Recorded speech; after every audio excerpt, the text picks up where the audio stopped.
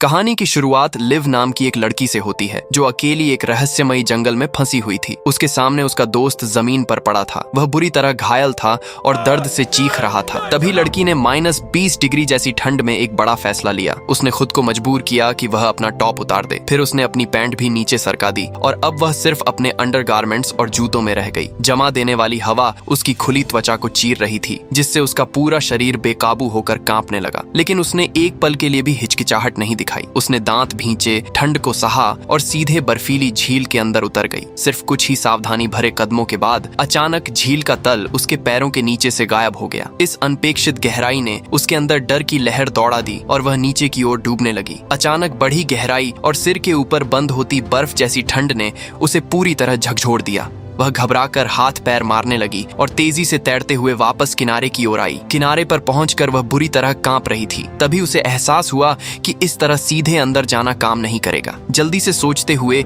उसने किनारे पर बिखरे हुए कई लकड़ी के लट्ठे इकट्ठा किए और उन्हें पानी में धकेल दिया। उन लकड़ियों को सहारे की तरह इस्तेमाल करते हुए वह दोबारा झील में उतरी। इस बार उसने एक तैरते हुए लट्ठे को कसकर पकड़ लिया और खुद को पानी में तैरते रहने में कामयाब रही। धीरे धीरे और बहुत संभल कर वह उसी लट्ठे के सहारे झील के बीच की ओर बढ़ती गई। उसका यह छोटा सा प्लान अब सफल तो हो गया था, लेकिन एक बहुत बड़ी मुसीबत अभी भी उसका इंतजार कर रही थी। किनारे पर पड़ा उसका साथी एक भालू के सामने अपनी आखिरी सांसें गिन रहा था। उस भालू ने पहले तो लड़की का बचा हुआ सारा खाना खा लिया और फिर उसके दोस्त की तरफ बढ़ने लगा। लड़की के सामने अब यह एक और बड़ी चुनौती थी, लेकिन क्या वह अपने दोस्त को उस भालू से बचा पाएगी? और आखिर वह यहाँ तक पहुंची कैसे? दरअसल ये सिर्फ एक दिन पहले की बात है, जब लिव एयरपोर्ट पर बैठी हुई थी। वह पूरे 20 साल बाद अपनी माँ से मिलने इनुविक जा रही थी, लेकिन तभी उसे पता चलता है कि उसकी बुक की हुई फ्लाइट आज कैंसिल हो चुकी है। उसे हर हाल में आज ही इनुविक पहुंचना था, क्योंकि उसकी माँ के पास अब सिर्फ कुछ ही दिन बचे थे। वह एयरपोर्ट पर बैठी परेशान हो रही थी। तभी उसे दो लोगों की बात सुनाई दी जो इनुविक जाने की ही चर्चा कर रहे थे। उसने उनके पास जाकर उनसे मदद मांगी और उनके साथ चलने की रिक्वेस्ट की। दोनों लोग आसानी से मान गए। तीनों उस प्राइवेट प्लेन में सवार हुए और सफर के लिए निकल पड़े। प्लेन में बैठे आदमी का नाम सैम था और उसकी बगल में बैठा पायलट उसका दोस्त था। लिव ने हल्की सी नींद लेने के लिए अपनी आंखें बंद की ही थीं कि अचानक प्लेन जोर जोर से हिलने लगा। किसी तकनीकी खराबी की वजह से प्लेन बेकाबू हो गया और सीधे एक झील में जाकर क्रैश हो गया। सीट बेल्ट लगी होने की वजह से लिव को ज्यादा चोट नहीं आई, जबकि सैम और पायलट बुरी तरह घायल हो चुके थे। वह तुरंत पायलट की सीट की ओर बढ़ी और उसकी सीट बेल्ट खोलने की कोशिश करने लगी। डर के मारे सैम ने प्लेन का दरवाजा खोला और उन दोनों को छोड़कर सबसे पहले खुद बाहर निकल गया, क्योंकि पानी तेजी से ऊपर चढ़ रहा था। इसलिए लिव ने तुरंत पायलट को बचाने की कोशिश शुरू कर दी, लेकिन उसे यह नहीं पता था कि लोहे की एक रॉड पायलट के पैर के आर पार घुस चुकी थी। वह पूरी ताकत से खुद को छुड़ाने की कोशिश कर रहा था। उसने बहुत संघर्ष किया, लेकिन वह निकल नहीं पाया। पानी लगातार ऊपर बढ़ता जा रहा था। आखिरकार पायलट ने हार मान ली और लिव से कहा कि वह अपनी जान बचाए और यहाँ से निकल जाए। अपने दर्द और डर को छिपाते हुए वह मुड़ी और झील की सतह की ओर तैर गई। जैसे ही वह ऊपर आई और सांस लेने लगी, उसने सैम को मदद के लिए चिल्लाते हुए देखा। तभी उसे महसूस हुआ कि सैम को तैरना नहीं आता। भले ही वह उससे नाराज थी, फिर भी उसने उसे बचाने का फैसला किया। वह उसके पास पहुंची, उसे पकड़ा और अपनी पूरी ताकत लगाकर किनारे तक घसीट लाई। थकी हुई लिव जमीन पर गिर पड़ी। उसे लगा कि अब सब कुछ ठीक हो गया है, लेकिन असली मुसीबत तो अब शुरू होने वाली थी।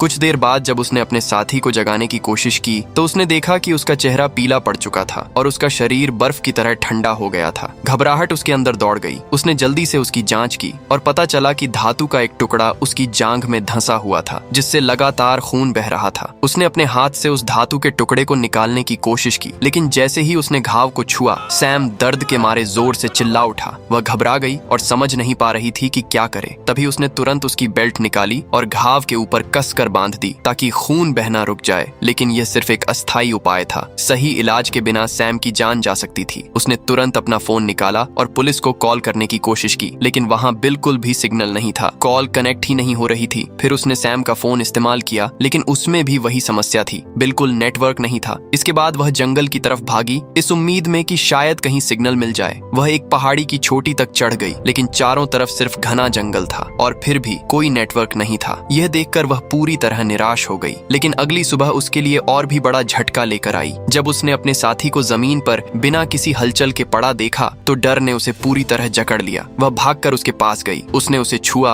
और पाया कि उसका शरीर बर्फ जैसा ठंडा था। वह अब सांस भी नहीं ले रहा था। लगातार लगे इन झटकों ने उसे अंदर से तोड़ दिया। वह समझ नहीं पा रही थी कि अब उसकी जान कैसे बचाए। आखिरकार उसने फैसला किया कि उसे झील में डूबे हुए प्लेन तक पहुंचना ही होगा ताकि वहां से सैटेलाइट फोन निकालकर किसी से संपर्क करने की कोशिश कर सके। उसने किनारे से एक बड़ा लकड़ी का लट्ठा उठाया। उसी का सहारा लेते हुए वह दोबारा झील में उतरी। धीरे धीरे संभलकर वह उस लट्ठे के सहारे झील के बीच की ओर बढ़ती गई। लेकिन उसका लक्ष्य बिल्कुल साफ था, डूबे हुए प्लेन के अंदर मौजूद सप्लाई और सैटेलाइट फोन। जब वह डूबे हुए प्लेन के ठीक ऊपर पहुंची तो उसने एक गहरी और स्थिर सांस ली और नीचे की ओर गोता लगा दिया। जैसे जैसे वह नीचे उतरती गई ठंड और भी खतरनाक होती गई। धुंधले मलबे के बीच उसके हाथ बेतहाशा टूटे फूटे सामान और तैरते हुए टुकड़ों में तलाश करने लगे। वह घबराहट में सैटेलाइट फोन ढूंढ रही थी लेकिन उसे वह कहीं नहीं मिला। उसके फेफड़े जलने लगे और सीने पर दबाव बढ़ता गया। उसे समझ आ गया कि अब वह ज्यादा देर तक सांस नहीं रोक पाएगी। मजबूर होकर उसने पास पड़े 2 बैकपैक उठा लिए और अपनी बची हुई सारी ताकत लगाकर ऊपर की ओर तैर गई। वह पानी की सतह को चीरते हुए बाहर निकली और हाँफते हुए हवा के लिए तरसने लगी। ऊपर तेज धूप खिली हुई थी लेकिन लंबे समय तक बर्फीले पानी में रहने की वजह से उसका शरीर लगभग सुन्न पड़ चुका था। उसके हाथ पैर भारी और कमजोर महसूस हो रहे थे। फिर भी वह लट्ठे का सहारा लेकर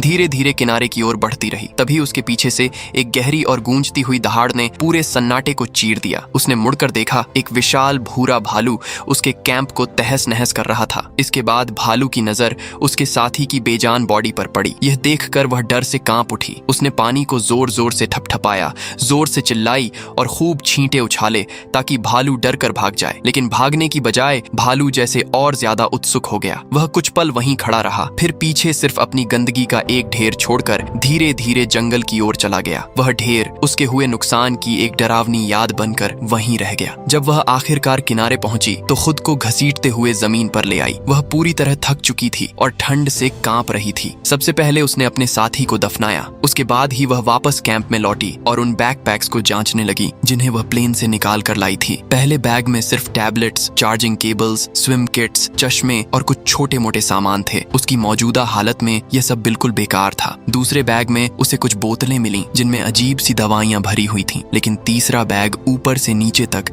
अमेरिकी डॉलर के नोटों से ठसाठस भरा हुआ था। सामान्य हालात में यह बहुत बड़ी दौलत होती, लेकिन इस जंगल में फंसी हुई हालत में यह सिर्फ बेकार कागज का ढेर था। यहाँ पैसों की कोई कीमत नहीं थी। उसे जरूरत थी सिर्फ पीने के पानी और खाने की। पास की झील का पानी गंदला और असुरक्षित था। उसे उबालना जरूरी था। उसने डॉलर के नोटों का एक छोटा सा ढेर बनाया, फिर अपने चश्मे का इस्तेमाल करते हुए सूरज की रोशनी को एक जगह फोकस किया। धीरे धीरे एंगल बदलते हुए उसने लेंस को तब तक एडजस्ट किया जब तक नोटों से धुएं की पतली सी लकीर उठनी शुरू नहीं हो गई। उसने हल्के हल्के फूंक मारी, सूखी लकड़ियों के छोटे टुकड़े डाले और आखिरकार आग जल उठी। फिर उसने प्लेन के मलबे से धातु का एक मुड़ा हुआ टुकड़ा ढूंढा। एक पत्थर की मदद से उसे पीटकर उसने एक अस्थायी बर्तन का आकार दे दिया। उसमें झील का पानी भरा और आग पर रख दिया। वह इंतजार करती रही जब तक पानी अच्छी तरह उबलने नहीं लगा। धातु ठंडी होने के बाद उसने सावधानी से वही उबला हुआ पानी उन बोतलों में भर दिया जिन्हें वह प्लेन से लेकर आई थी। फिलहाल के लिए पीने के पानी की समस्या हल हो चुकी थी, लेकिन खाने का इंतजाम अभी भी बाकी था। उसने स्विम किट से धागा निकाला और उसे एक लकड़ी की छड़ी से मजबूती से बांध दिया। सही हुक न होने की वजह से उसने अपनी एक बाली को उसके सिरे पर बांध दिया ताकि वह कांटे की तरह काम कर सके। घुटनों तक पानी में खड़ी होकर वह धैर्य से इंतजार करने लगी। हैरानी की बात थी कि कुछ देर बाद एक मछली ने सचमुच कांटा पकड़ लिया, लेकिन जैसे ही उसने उसे खींचने की कोशिश की, कमजोर धागा तुरंत टूट गया और मछली वापस गहराई में गायब हो गई। अब उसे समझ आ गया कि मछली पकड़ना भरोसेमंद तरीका नहीं है, इसलिए वह खाने की तलाश में जंगल की ओर निकल पड़ी। कैंप से थोड़ी ही दूर उसे अलग अलग रंगों की जंगली बेरीज से भरी झाड़ियां मिली। उसने उन्हें सावधानी से तोड़ा, अलग अलग किस्मों के हिसाब से छांटा और कुछ अपने साथ वापस ले आई। एक किस्म की बेरी चुनकर उसने बहुत सावधानी से उसका स्वाद चखा। शुरुआत में सब कुछ ठीक लगा, इसलिए उसने उन्हें थोड़ा और खा लिया, लेकिन वे बेरीज जहरीली थीं। कुछ ही देर में उसके पेट में भयानक मरोड़ उठने लगी। पूरी रात वह उल्टियां करती रही और दर्द से तड़पती रही। उसका शरीर कमजोर हो गया और उसमें पानी की भारी कमी हो गई। अगली सुबह पीली और थकी हुई हालत में उसने पहले देखी हुई भालू की गंदगी की जांच की। उसने उसे ध्यान से उन बेरीज से मिला लाया जिन्हें वह लेकर आई थी। रंग और गूदे की बनावट लगभग एक जैसी थी। भालू ने उन खास बेरीज को बिना किसी नुकसान के खाया था, फिर भी उसने जल्दबाजी नहीं की। इस बार उसने बहुत कम मात्रा में उन्हें खाया और इंतजार किया। जब काफी देर तक उसे कोई परेशानी नहीं हुई, तब उसे यकीन हो गया कि यही खाने लायक बेरीज थीं। राहत की सांस लेते हुए उसने बड़ी मात्रा में सुरक्षित बेरीज इकट्ठा कर ली। उसी समय आसमान से हल्की बारिश शुरू हो गई। मौका पहचानते हुए उसने तुरंत अपनी सारी बोतलें और दूसरे कंटेनर बाहर रख दिए ताकि बारिश का पानी इकट्ठा किया जा सके। शाम तक लगभग सारी बोतलें भर चुकी थीं। जैसे ही वह उन्हें समेटने लगी, उसकी नजर दूर कहीं एक हल्की सी रोशनी पर पड़ी। रात के अंधेरे में रोशनी का मतलब सिर्फ एक ही हो सकता था, कोई शहर, कस्बा या गांव। कई दिनों बाद पहली बार उसके अंदर उम्मीद की एक नई किरण जागी। उसने तुरंत डॉलर की गड्डी पर लगी लाल प्लास्टिक की पट्टियां निकाल लीं और रोशनी की दिशा में चल पड़ी। रास्ते भर वह उन लाल पट्टियों को पेड़ों और झाड़ियों पर बांधती गई ताकि वापसी का रास्ता याद रहे। पहाड़ की चोटी पर पहुंचकर उसने उस रोशनी को ध्यान से देखा और उसकी दिशा अच्छी तरह याद कर ली। अगली सुबह उसने अपना थोड़ा बहुत सामान पैक किया और उसी रोशनी की दिशा में निकल पड़ी। उसका दिल उम्मीद से तेजी से धड़क रहा था। उसे पूरा यकीन था कि शायद अब बचाव ज्यादा दूर नहीं है। तभी उसकी नजर जमीन पर बने कुछ ताजे से दिखने वाले पद चिन्हों पर पड़ी। उत्साहित होकर वह उन्हें फॉलो करने लगी। उसे लगा कि शायद ये किसी और बचे हुए इंसान के निशान हैं। लेकिन कुछ दूर चलने के बाद वह अचानक जमीन पर पड़ी उसी लाल पट्टी के सामने आकर रुक गई। उसे वह तुरंत पहचान में आ गई। यह वही पट्टी थी जिसे उसने पिछली रात खुद छोड़ा था। वह ठिठक गई। धीरे धीरे उसने चारों ओर देखा और उसे ऐसी ही कई और लाल पट्टियां दिखाई देने लगीं। एक ठंडी सच्चाई उसके सामने आ चुकी थी। घबराकर उसने अपने जूतों के तलवों को देखा, फिर उन्हें मिट्टी में बने पद चिन्हों से मिलाया। दोनों पूरी तरह एक जैसे थे। जिन निशानों का वह इतने समय से पीछा कर रही थी, वे किसी और के नहीं बल्कि उसके अपने ही थे। वह जंगल किसी भूल भुलैया से कम नहीं था। वह जितनी भी दूर जाती, आखिर में फिर उसी जगह वापस आ जाती। थककर और पूरी तरह निराश होकर वह एक पेड़ के नीचे बैठ गई और सोचने लगी कि अब क्या करे। तभी उसके दिमाग में एक आइडिया आया। उसने अपना महंगा लैपटॉप बाहर निकाला। फिर उसने सोचा कि इन चीजों का इस्तेमाल करके वह जंगल में अपना रास्ता चिन्हित कर सकती है। उसने पैसों के बंडल जमीन पर फेंक दिए और फिर एक एक करके कैश को कचरे की तरह रास्ते में गिराती हुई आगे बढ़ने लगी ताकि वापस लौटने का रास्ता याद रहे। लेकिन पूरा दिन भटकने के बाद उसने महसूस किया कि वह फिर से उसी जगह लौट आई है। अब उसे समझ आ गया कि बिना मैप या सही दिशा के इस जंगल से बाहर निकलना लगभग नामुमकिन है। हार मानकर और थकी हुई वह वापस अपने कैंप में लौट आई। उसने अपने बैग से एक स्टील की नीडल निकाली और उसे अपनी घड़ी के मैग्नेट से रगड़कर मैग्नेटाइज कर दिया। फिर उसने उस नीडल को अपने ईयर प्लग में लगा दिया। इस तरह उसने एक साधारण सा कंपास बना लिया। वह बहुत खुश हुई। उसे यकीन था कि अब वह आसानी से जंगल से बाहर निकल जाएगी। लेकिन उसे नहीं पता था कि उससे भी बड़ा खतरा उसका इंतजार कर रहा था। अचानक उसे अपने पीछे से कुछ अजीब सी आवाजें सुनाई दी। वह डर गई और तेजी से भागने लगी। लेकिन भागते वक्त उसका पैर फिसल गया और वह सीधे एक गहरे गड्ढे में जा गिरी। उसे नहीं पता कि वह कितनी देर तक बेहोश रही। जब उसे होश आया तो उसने देखा कि उसके शरीर का निचला हिस्सा एक बड़े पत्थर के नीचे दबा हुआ था। उसने उसे हटाने की कोशिश की, लेकिन तभी उसके सिर में तेज दर्द उठा। उसने अपना सिर छुआ और महसूस किया कि वहां गहरा घाव हो चुका था जिससे लगातार खून बह रहा था। उसने तुरंत अपने बैग से एक स्कार्फ निकाला और उसे कसकर सिर पर बांध लिया। फिलहाल उसने खून बहना रोक दिया था, लेकिन पत्थर के नीचे फंसी होने की वजह से वह हिल भी नहीं सकती थी। अब वह पूरी तरह टूट चुकी थी। वह हार मानने ही वाली थी कि तभी उसे अपने गर्भ में पल रहे बच्चे की याद आई। अपने होने वाले बच्चे के बारे में सोचते हुए उसने खुद को बार बार हिम्मत दी कि किसी भी हाल में उसे यहाँ से निकलना होगा। उसने पास पड़ा एक छोटा पत्थर उठाया और बड़े पत्थर को तोड़ने की कोशिश करने लगी। उसे नहीं पता कि वह कितनी देर तक लगातार कोशिश करती रही। उसके हाथ सुन्न पड़ चुके थे, लेकिन अपने बच्चे का ख्याल उसे हार नहीं मानने दे रहा था। ये काम लगभग नामुमकिन लग रहा था। फिर अचानक उसने देखा कि वह पत्थर के नीचे एक छोटा सा छेद बनाने में कामयाब हो गई है। अब वह अपना पैर उस छेद से बाहर निकाल सकती थी। उसने अपनी सारी ताकत लगा दी और आखिरकार अपना पैर छुड़ाने में सफल हो गई। वह जमीन पर लेट गई और लंबी सांस ली। उसे एहसास हुआ कि वह अब भी जिंदा है, लेकिन असली मुसीबत अभी खत्म नहीं हुई थी। जब उसने गुफा से बाहर निकलने की कोशिश की तो उसने देखा कि गुफा का मुंह उससे काफी ऊपर था। चारों तरफ चिकनी और फिसलन भरी चट्टानें थीं। एक सामान्य इंसान के लिए भी वहां से बाहर चढ़ना मुश्किल था और उसका पैर पहले से बुरी तरह घायल था। अब वह फिर से पूरी तरह टूट गई। उसने अपने अजन्मे बच्चे की तस्वीर देखी और जोर जोर से रोने लगी। उसे लगा कि इतनी कोशिशों के बाद भी वह यहीं फंसी रह जाएगी।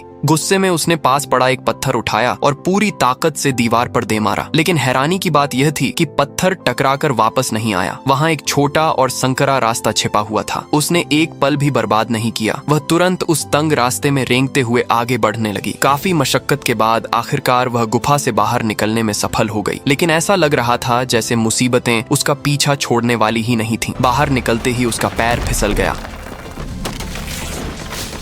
और वह सैकड़ों फीट ऊंची चट्टान से सीधे नीचे जा गिरी। जोरदार टक्कर ने उसका पैर बुरी तरह तोड़ दिया। वह जमीन पर पड़ी दर्द से तड़पने लगी। सच कहूं, इतनी मुश्किलों के बाद शायद कोई भी इंसान हार मान ले, लेकिन लिव ने अभी भी उम्मीद नहीं छोड़ी। अब वह एक लकड़ी की छड़ी का सहारा लेकर लंगड़ाते हुए जंगल में आगे बढ़ने लगी। अगले कई दिनों तक वह लगातार चलती रही। जब भी थक जाती, थोड़ी देर रुककर आराम कर लेती। भूख लगती तो रास्ते में मिलने वाले सुरक्षित जंगली फल खाकर आगे बढ़ जाती। कई दिनों बाद आखिरकार उसे जंगल से बाहर निकलने का रास्ता मिल गया। उसे लगा कि अब वह सच में बच गई है, लेकिन उसके सामने एक तेज बहती हुई नदी थी। एक बार फिर वह निराश होकर जमीन पर बैठ गई। अब उसमें एक कदम चलने की भी ताकत नहीं बची थी। उसे समझ नहीं आ रहा था कि आगे क्या करे। तभी उसे अपने स्वर्गीय पिता की बातें याद आईं, जैसे वे उसके पास बैठे हों और उसे हिम्मत दे रहे हों। उन्होंने उसे अपने पति और होने वाले बच्चे के लिए लड़ते रहने की ताकत दी। यही सोचकर उसने फैसला किया कि शायद नदी की धारा के साथ बहते हुए आगे बढ़ना ही उसकी आखिरी उम्मीद है। उसने लकड़ी का एक टुकड़ा उठाया,